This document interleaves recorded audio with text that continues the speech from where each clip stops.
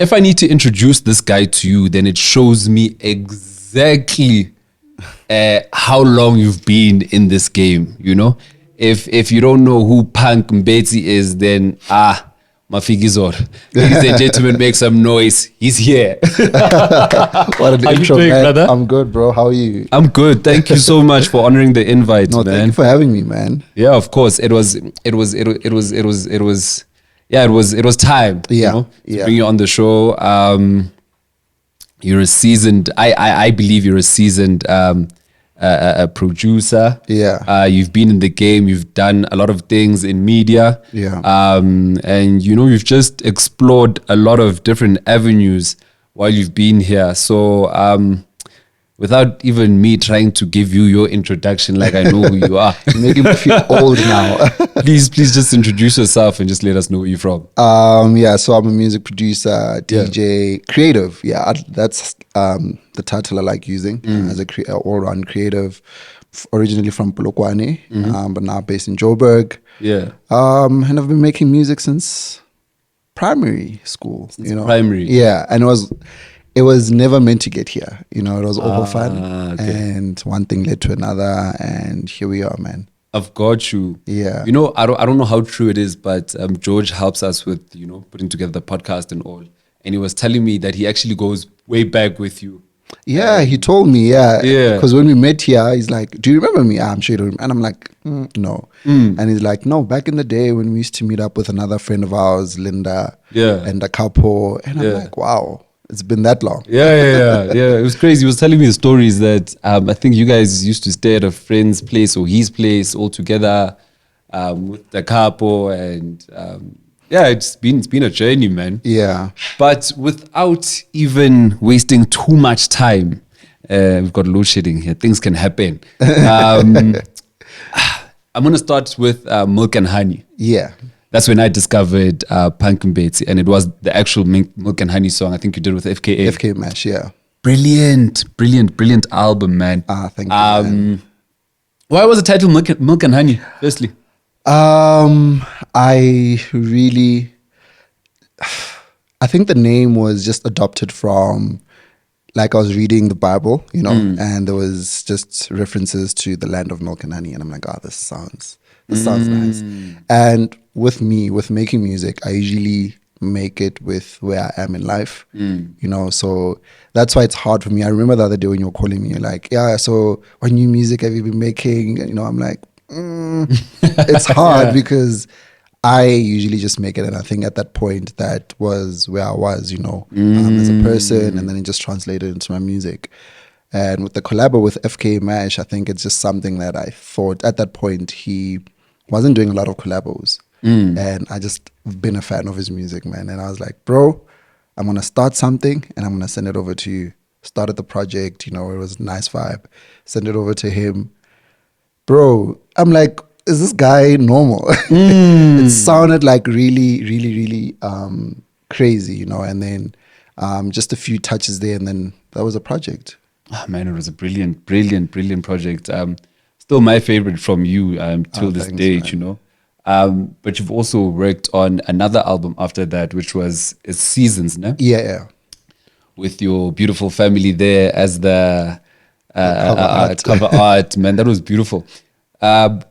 Why you were talking about it's not like you're producing all the time. Sometimes it's where you are and you're capturing that mood and that feeling. What was happening when you produced Seasons? So, and why that time? Yeah. So with that one, right, you can even see with the cover art, it was just like displaying, like I was saying, where I was in life. And recently just got married at that point. I was a new dad. Congratulations. Yeah, I was a new dad, and I was like, you know, I just want to make music that this is for me. You know, I know a lot of times we make music for the people and all that, but that was basically just for me. And just putting it out there with the songs, the people that I collaborated with, you know, they were just also phenomenal as well. So in that particular season, I think I was just like, I don't even know what to call that season. It was just like I'm capturing all the seasons of this period, you know, and putting them into one project. Hence the four. Yeah. So it was even the concept. I remember when we were doing the shoot, we were like, even if you can look at the colors, they kind of represents different seasons because summer, autumn, winter, spring.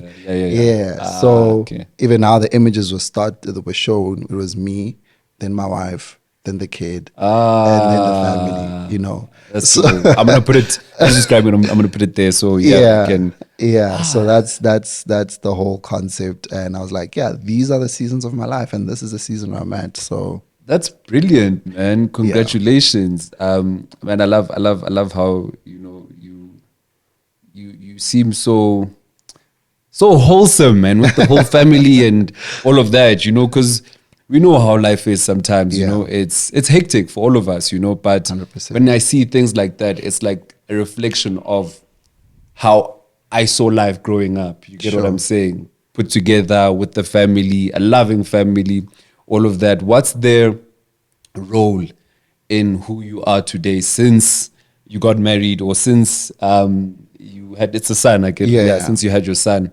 How have they impacted Punk and Bates? they've impacted my life in a huge way, man, because I can't just be doing stuff just for the sake of doing stuff anymore, you know, and think a lot of the decisions I make are family orientated first, you know. Can't just decide now, hey, I feel like I want to go live in Cape Town, you know, because I know that I have a responsibility, and I think that's what it brought.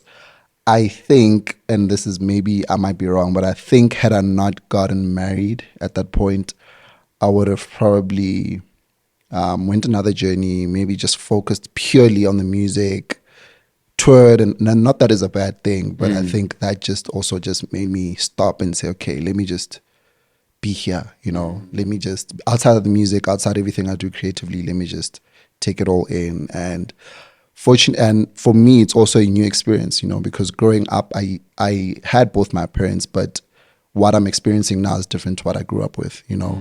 So I'm really learning as I go. So yeah, that's the new journey for me. Dude, what lessons have you learned? How long have you been married now? It's gonna be 4 years this year. 4 years. Yeah. That's some, what has that taught you? Hey, it has taught me responsibility, partnership, trust, and I think it has also taught me to lead. You know, I think something that I shied away from is leading, and I think that's what marriage has taught me a lot. You know, that I need to step up and lead. You know, I get you. because in some form or another, my family is my responsibility.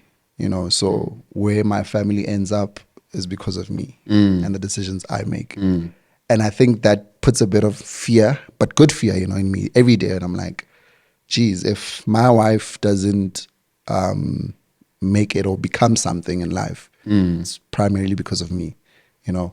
So I just tend to have those things at the back of my mind that, okay, cool, I'm in this thing not just for the lovey-dovey stuff, but we're here to, you know, do something bigger than us, you know. And that's what I believe marriage is for. It's a partnership to impact people, impact lives around you in a way that you wouldn't have done it by yourself. I've got you. And I think it must also be, you must be like a little, it must have a little more pressure with having a son.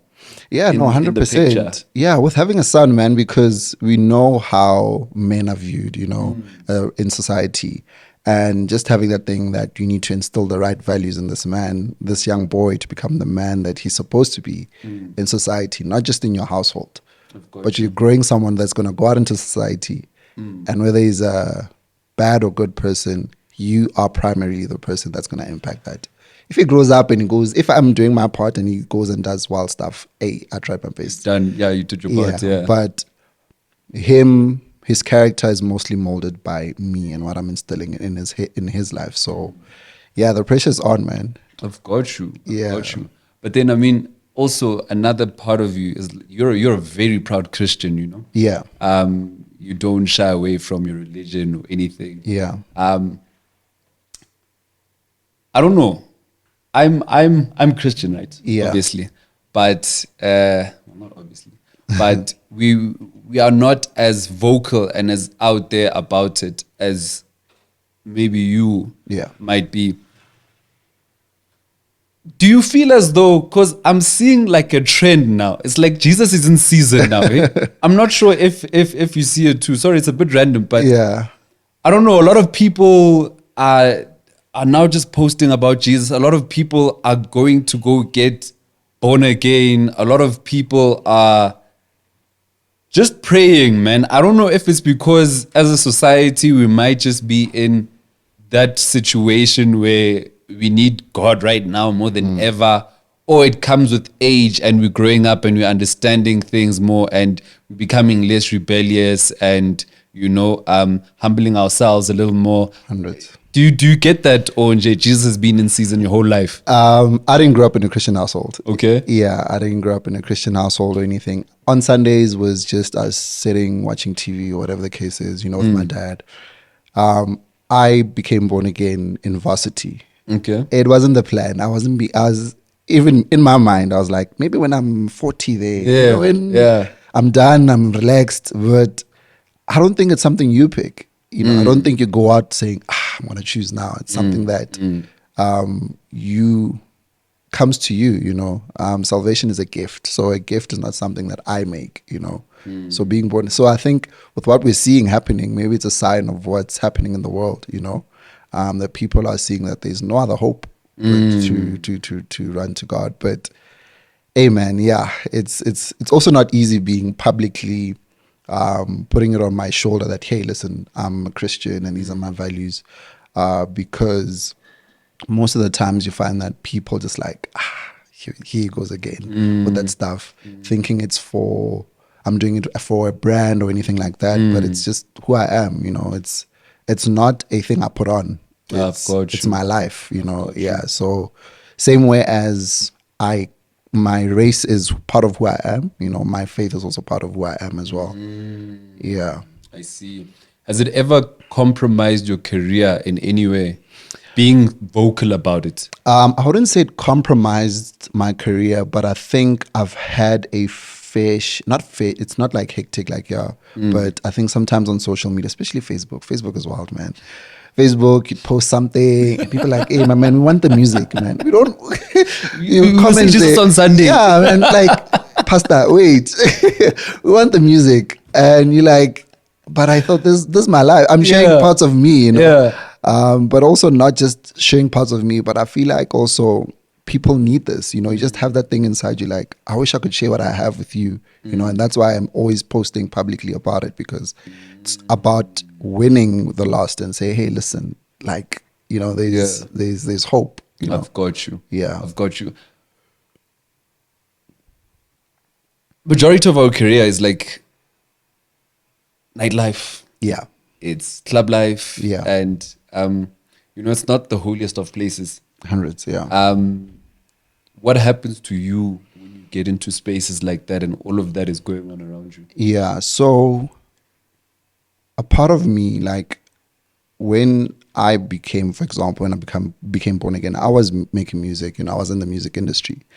That didn't change, but I think for me, I'm taking this journey alongside God, So sometimes there was, I'm sure people have noticed, there was a point where I just pulled back from everything, because I was very active and I just pulled back. I didn't have a reason for it, but I just felt that was the time to pull back. I didn't know if I was going to come back or not, but that was my journey. And I think it's very important, if you are a person of faith, to be led into what you do, because if this is your career, it all boils down to that, and to be held accountable for everything that you do.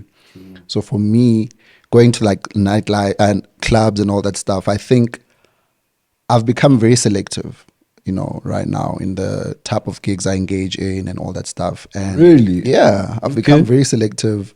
It might sound strange, but sometimes I'm like, I'm going to pray about this gig, an offer comes or whatever. I'm like, okay, do I have peace about this? If I have peace, okay, cool, go ahead. And most cases when that happens, I'm at the gig, I meet someone random, we have a conversation, we have a chat, and then we just talk about Jesus, man, at gigs. And I think maybe that's part of my responsibility. I don't know if it's going to be forever, but I'm just saying in the season I'm in right now, I just know that I need to go into the world, and just share this light. be very intentional about it, you know, as well, and not just say like, I'm going to go with the wind. So that's a huge responsibility as well, because sometimes I forget, you know, because I'm like, yeah, I'm enjoying the gig or whatever the case is. But yeah, man, I think it's really important to know that the people that need help are not necessarily in the church. They're outside it, you know. True. So people that only the sick people need a hospital, you know, only people that Can't preach to the choir. yeah, man. So I think that's me. That's for me personally. I'm not going to impose it on anyone, and that's just how I've been doing life and my music life as well. Yeah. And it's been tricky, man. I can Even imagine. even with the music can now, imagine. like I'm like very deliberate with like how I make music now. I'm not saying I'm gonna make like a very gospel album or whatever the case is, but I can't make music about anything. I can't make a song about going to the club and partying because what am I saying? I've got you. And I know that if I do that, I can make a hit, can be successful, and all that stuff. So so that's the challenges that it comes with. Have you ever had a situation like you say you'd be at a club and then you'd start talking about Jesus with someone? Have you had like a serious like not even an intervention, but like a life-changing experience for someone at a club, like where it's like, yo, Yeah. I didn't expect to obviously come here and find Jesus type of a thing, but yeah. Yeah, I've had a lot of those experiences, man. Serious? Especially when I used to do events in Bram. This was the time I used to do events in Bram. I think part of it was my frustration because I used to feel frustrated. I'm like, I can't be doing this, but I believe this, you know? And I didn't have the answers to it. And I think that's what a lot of people need to just understand, that you don't have the answers. You don't have all the answers. Because they think like, okay, yeah, now you're Christian. Tell us all the answers. I don't have the answers, bro. I'm figuring it out, you know? Like everyone else. Yeah, I'm figuring it out like everyone else. But I've had those encounters where I'd sit with someone, we'd pray, there the music is pumping, go to a corner, they're like, okay, I want to give my life to Christ. We pray there. And yeah, man. Serious. But that's beautiful. That's amazing. That's, I'm sure, one of the, That's what I go home and say, that gig was worth it, man. Of course. That was worth it, yeah. That's dope, man. You were saying it's been like 10 years since you got born again. Yeah. Is that how you said it? Yeah. And I mean, it's so cool because I mean, you what's the name here? Wait in Time. There's a game that you guys co-created. Yeah.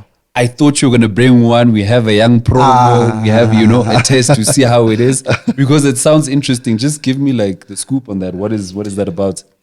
So Word in Time is a Christian board game, kind of similar to that other board game that people like playing. I don't know if I should give it a shout out. Yeah. Well, okay. Yeah. Well, that's up to you. Yeah, kind of similar. Like, just imagine a Christian style 30 seconds, and the idea was that I wasn't part of the initiation of the concept, but a couple of friends, 3 couples, started this whole thing last year.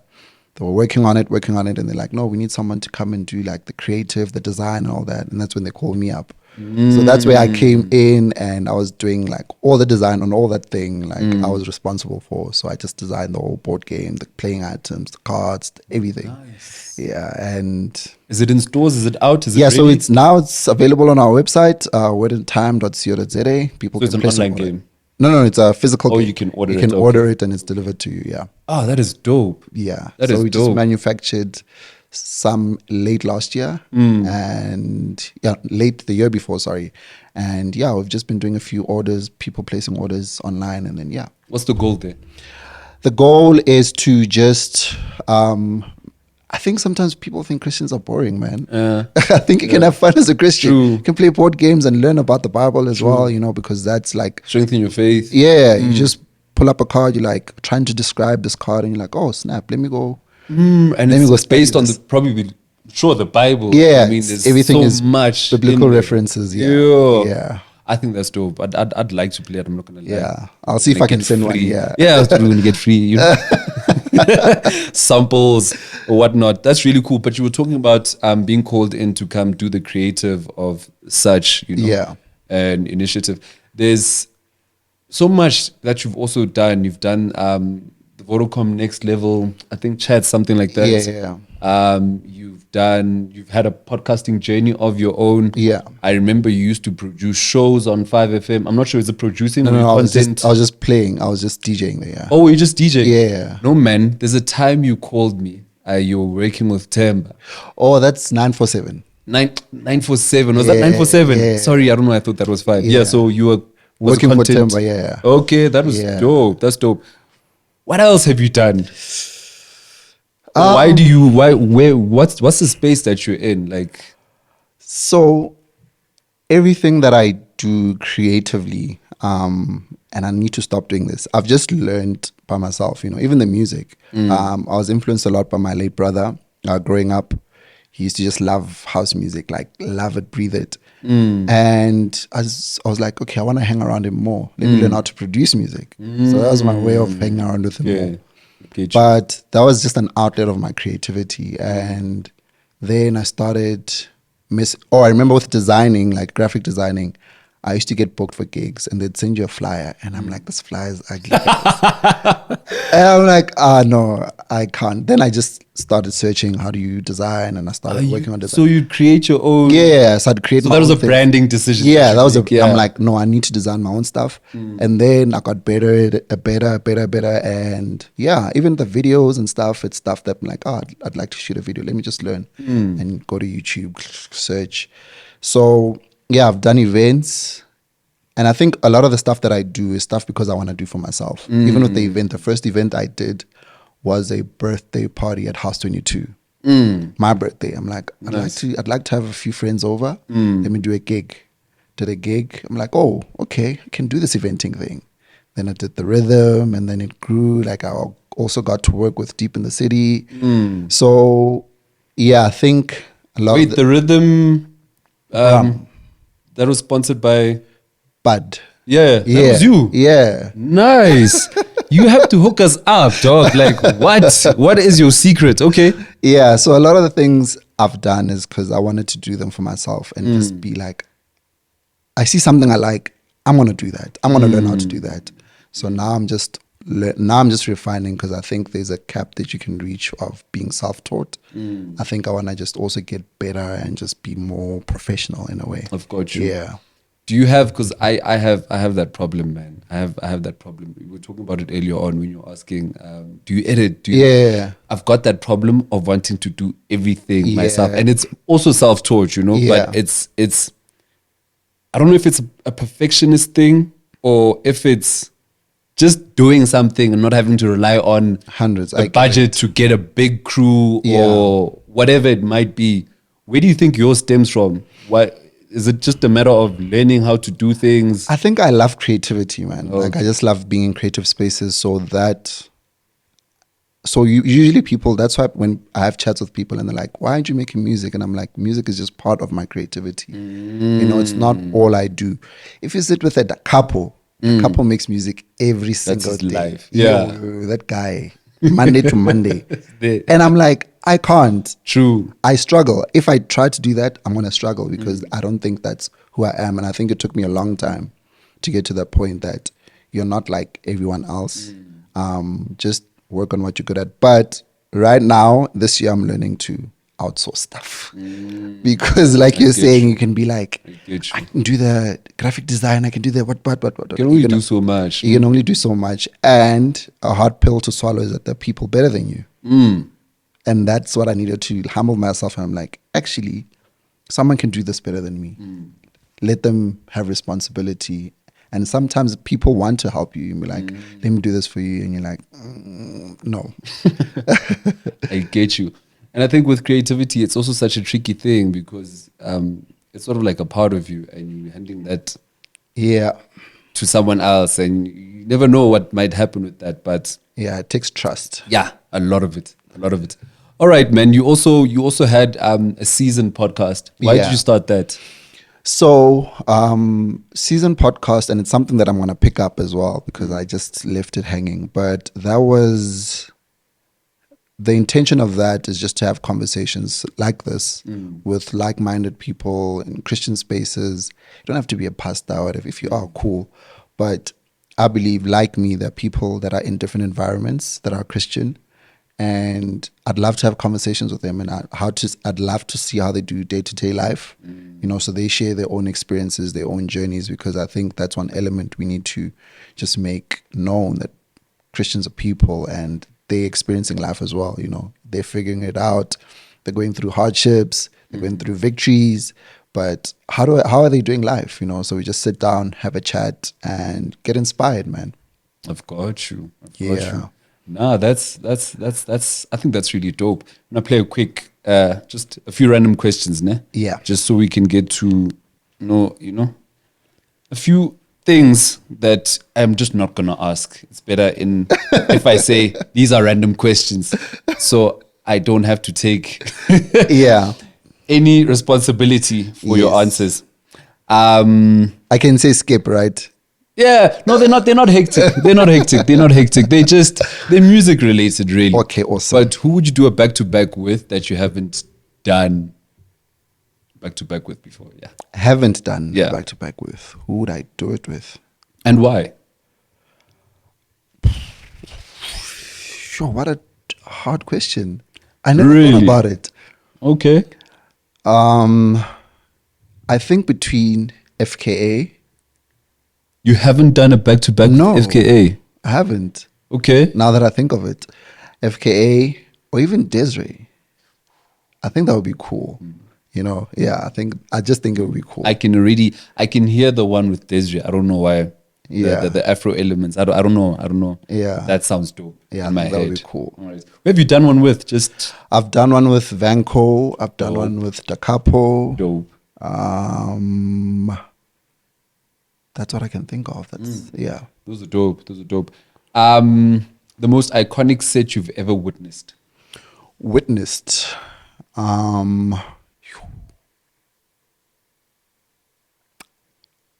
It's a hard question, man.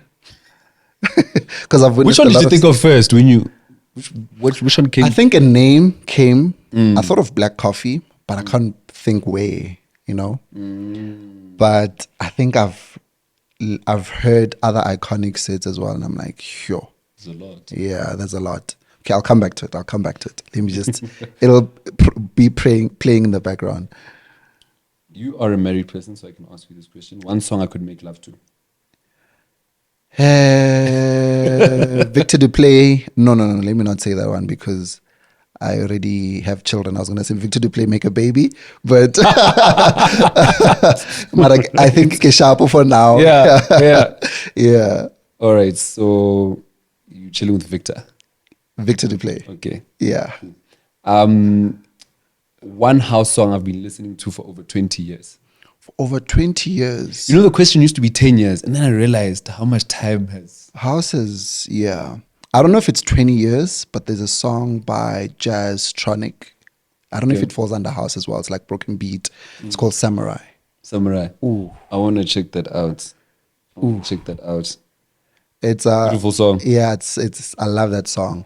That song and Sunburst Band, He Is. Yeah, those are my songs. All right. I'm going to check those out. Yeah. Most embarrassing moment in my career? Most embarrassing moment in my career would have to be back before we had before I had USBs. I think I had a lot of those embarrassing moments where you just burn a disc when you're about to go play, go there, you don't know what to do, and you just there. Yeah, I've had a lot of those. Yeah, I think that's the most embarrassing. It's so funny that's one question nobody struggles with. No one, everyone. It's like it's on top of your head, like you can remember it. What's this? Let's go back to the most iconic set. Can you give me that yet?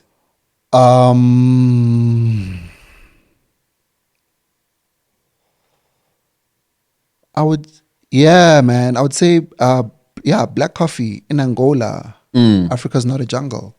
I think that was crazy. It was an amazing set. Yeah, I think because Angola is a tough crowd.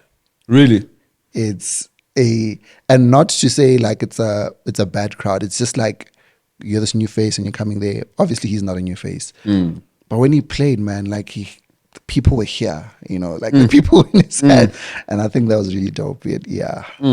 Amazing, man. Yeah. I wanted to ask you, like you said, you've been making music since primary. Obviously, then it wasn't Afro house or whatever, but you were probably making just normal deep house. So tribal. It was Remember tribal. Yes, Yeah, yes, yes, yeah. yes, yes. Okay, so wait, when was primary for you? No, it was high school towards Oh, end okay. high Okay. school, not Okay. primary. Okay. Yeah, so primary. Because I'm like, tribal in primary. I do not remember that. Who was listening to tribal in Yeah, so primary? that's Yeah. high school. Yeah, sorry, but yeah, I used to make a lot of soulful, deepish house. Yeah, because I think that's the music I was listening to a lot. And I think when Kulo came to the scene, we were like, whoa, Yeah. like He shook what's the things up, eh? sound, Yeah, yeah. And I think a lot of people went that direction back in Aphrodisia days, and you had Dark pushing the sound, you had Infinite Boys pushing the sound, and they were like really pushing the sound, and that influenced, I think, a lot of the what the house scene or the Afro house scene is today, so yeah. Got you, man. So yeah, I wanted to ask the landscape then and how it is now. Yeah. Where do you think it's going? Where do I think it's going? In this, yeah, I'm not sure if you get, yeah, in the sense that like, do you think this genre will actually have a heyday in South Africa where it has its like peak and everyone is listening to it? Yeah. And it's not just underground or club music. I think it's going that direction. And I think what's helping it get there is the variations of it. You see what Tugson is doing, I think it's getting a lot of people curious, like, what's the sound? Because he's bringing a fresh new style of house, Afro house. So I think it can definitely get there. But I think for it to get there, like, we just need to pull together, not be one-man armies by ourselves saying, I'm going to do it myself. I think it takes everyone just being like, okay, let's do it together, man, collectively, and work together. And working together doesn't mean we have to make a song together. Working together could be like, let's just push a movement together, let's just push. If you're doing something, we support it 100%. If you're doing an event, we like, okay, cool, let's show up, because that's how people know the sound. And yeah, I think, but they will still be the underground part of it, when you have your dark rooms and it's just those DJs, and I think that's what the core of it is, I think that's what people love, like that. Great Dane, when Great Dane was still Great Dane, Yeah. just go in there and just playing, it's red, the lights are red, and you're like, okay, cool, That's the culture. I've got you.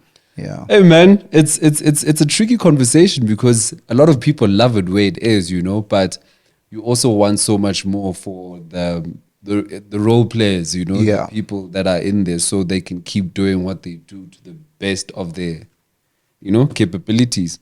But anyway, I know you said you creating music is a space thing. It's Yeah. Is there anything coming up? No, definitely. I can confidently say that there's something coming up.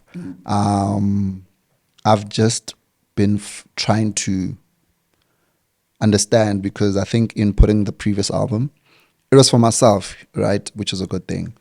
But I think I also just need to figure out, like, with how people are consuming music is different. Put out an album, people want a single.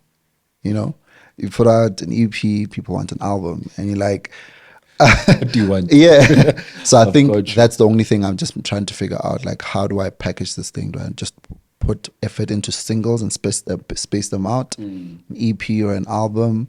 I think that's the biggest question I'm asking myself right now, because every day a lot of music is being released, and every week, every Friday, playlists are being updated on Spotify and Apple Music.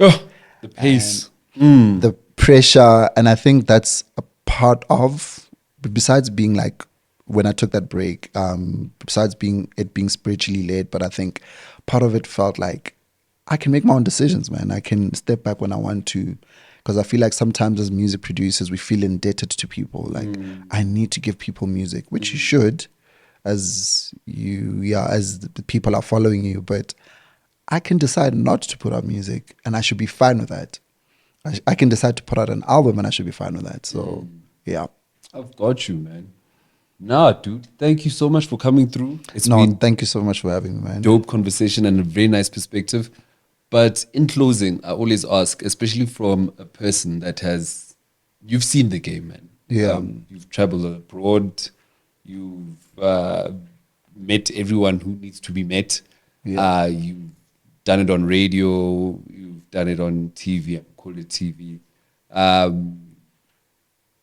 What words of just encouragement and motivation do you have for people to keep going and growing?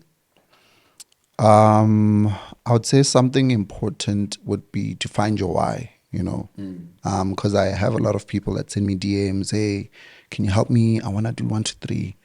And I think a lot of my times my response is like, why do you want to do this so bad? You know, I think finding your why could just answer a lot of questions. Sometimes finding your why means I need to stop making music, because you'll find your why and be like, no, I want to be like a Da Capo, I want to be like a punk, but you're like, but why? You know, you don't have to be that. So I think find your why. That'll answer so many other questions. You know, why are you doing this? Why are you doing what you're doing? And if you can answer that question, then you can answer many other questions. Yeah. I've got you. All right. Nevertheless, thank you so much for coming through. I just hope I hear more music and, you know, Definitely. have more pressure to get you on the show in the future. But thank you so much, man. And I wish you just all the best for you and your family and your thanks, journey and, yeah, your creativity Thanks, bro. as a whole, man. And, yeah, keep doing what you do best. No, thanks, bro. This is a dope space, and I think a lot of people careers are gonna be propelled. Thank you very coming through much. here, Thank you man. very And much. Don't lose steam, man. I know sometimes you're like, Hey, dude, we were having this conversation earlier, and I was like, yeah, I think I'm just going to change the direction because it's heavy. It's heavy. It's a lot of work. It's a lot of work. We love doing it, and Yeah. I feel like we understand the why, so we carry on. Yeah. Yeah. Thank you so much, man. Thank you, Aegis bro. House.